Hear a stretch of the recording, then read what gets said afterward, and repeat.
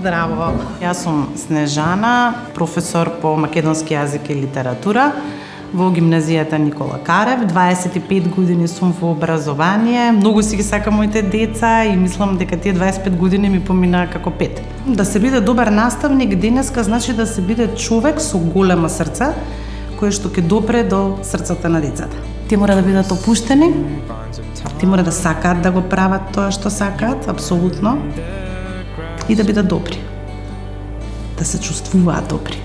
Од децата кога се чувствуваат така, многу се моќни, многу се силни.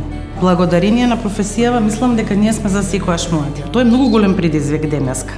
Да се носиш со времево, децава секогаш да бидеш натрес со нив, да бидеш со сите промени, да се трпиш, да бидеш модерен, по наводници, ако можам да кажам, да ги разбереш. Мислам, сум се нашла во милион ситуации кои што не сум ни сонувала дека ќе ми требаат како наставник. Значи, другар, смирувач на насилство, не знам, тепачки, пријател, советник, се живо и диво, значи една комплексна работа, ама преубаво, едноставно преубаво.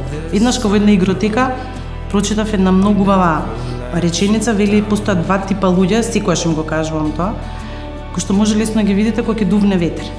Вели едните градат ветерници, а гредните градат ѕидови. Вие треба да одлучите какви луѓе ќе бидете. Професорката искрено, онака без камера, ми омилена професорка, што ја обожавам, зашто жената е во кул, многу знае пристап со деца. Кога ќе влезе на часот, влегува и таа позитивна енергија, така да затоа и успева часот.